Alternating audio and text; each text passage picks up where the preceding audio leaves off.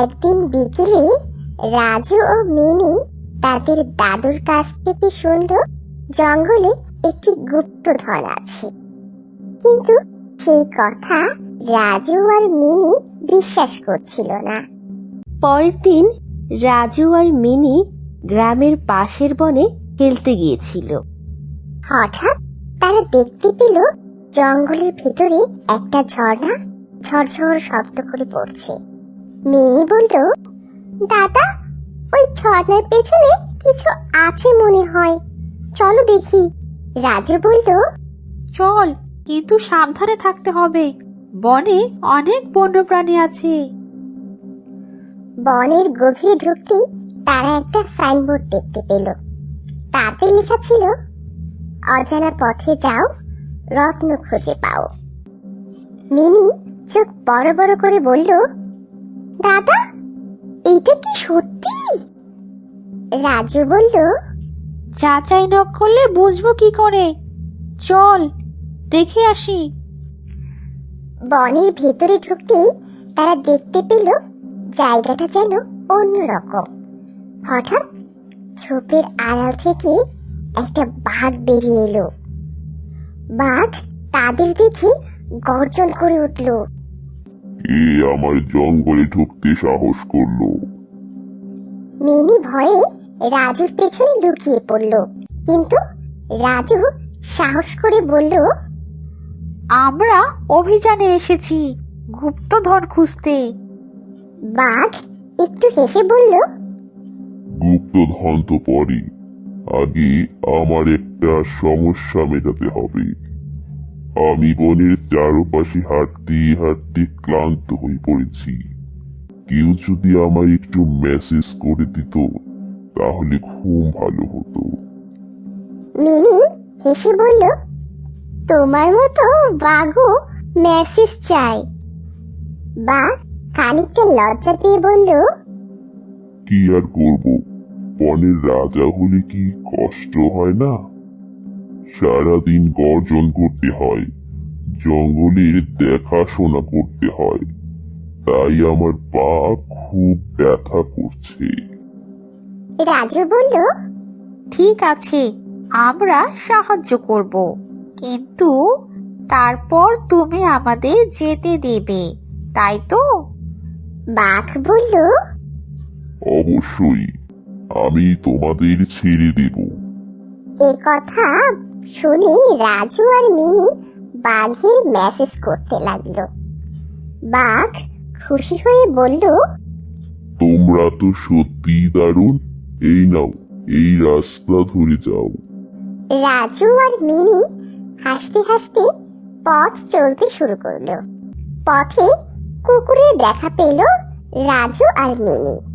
কুকুর বলল, তোমরা কোথায় যাচ্ছ? মিনি বলল, আমরা রত্ন খুঁজতে এসেছি। কুকুর লাফিয়ে উঠল। রত্ন খুঁজতে যাওয়ার আগে আমার একটা খেলা খেলতে হবে। আমি তোমাদের ধাওয়া করব, যদি ধরতে পারি তবে তোমরা হেরে যাবে। রাজু বলল, ঠিক আছে, খেলা শুরু হোক। কুকুর দৌড়াতে শুরু করলো, কিন্তু রাজু আর মিনি এত দ্রুত দৌড়ালো যে কুকুর ক্লান্ত হয়ে পড়ল। অবশেষে কুকুর বলল, তোমরা জিতেছো, এখন যাও। জঙ্গলের গভীরে একটা খালের ধারে তারা বিশাল এক হাতির দেখা পেল। হাতি বলল, এই খাল পার হতে হলে আমার পিঠে চড়তে হবে, কিন্তু আগে আমাকে একটা কাজ করতে হবে। রাজু বলল, কি করতে হবে? হাতি বলল, আমার পেট চুলকাচ্ছে, কেউ চুলকে দিলে আমি খুব খুশি হব। রাজু আর মিনি হাতির পিছে উঠে তাকে চুলকে দিল। হাতি খুশি হয়ে বলল, তোমরা সত্যি ভালো বাচ্চা, এবার আমার পিঠে চড়ে খাল পার হয়ে যাও। খাল পার হয়ে তারা একটা গাছের নিচে বিশ্রাম নিচ্ছিল। হঠাৎ একটা সাপ গাছ থেকে নিচে নামলো। সাপ বলল, তোমরা আমার ঘুম ভাঙিয়েছো, এই জন্য শাস্তি পাবে। মিনি ভয়ে কাঁদো কাঁদো হয়ে গেল। রাজু বলল, আমরা অনিচ্ছাকৃতভাবে ভুল করেছি, কিভাবে ক্ষমা পেতে পারি? সাপ একটু ভাবলো। আমার কিছু বন্ধুত্বের জন্য ফল এনে দাও, তাহলে রাজু আর মিনি কাছের গাছ থেকে পাকা ফল এনে দিল। সাপ খুশি হয়ে বলল, তোমরা খুব ভালো, এখন যাও। অবশেষে তারা ভাল্লুকের সামনে পড়ল। ভাল্লুক বলল, আমি খুব একা, কেউ আমার সাথে গল্প করতে আসে না। তোমরা কি আমার বন্ধু হবে? মিনি বলল, অবশ্যই, আমরা গল্প করতে ভালোবাসি। ভালুক তাদের নিজের কুটিরে নিয়ে গেল। কুটিরটা সুন্দরভাবে সাজানো, সেখানে অনেক খাবারও রাখা ছিল। ভালুক বলল, এই নাও তোমাদের জন্য দাওয়াত। রাজু আর মিনি মজার মজার খাবার খেলো।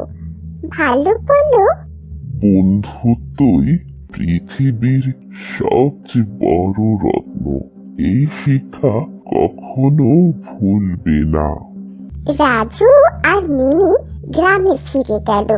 দাদুকে সব গল্প বলল। দাদু হেসে বললেন, তোমরা প্রমাণ করেছ যে সাহস, বুদ্ধি আর বন্ধুত্ব দিয়ে জীবনের যে কোনো চ্যালেঞ্জ মোকাবেলা করা যায়।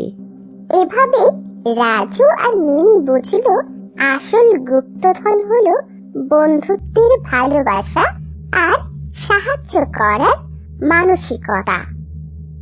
আমাদের চ্যানেলে নতুন হয়ে থাকলে ভিডিওটাতে একটি লাইক ও সাবস্ক্রাইব করে দিও, আর পাশে নোটিফিকেশন অন করে দিও, তাহলে নতুন ভিডিও দেওয়ার সাথে সাথে তোমরা পেয়ে যাবে। ধন্যবাদ।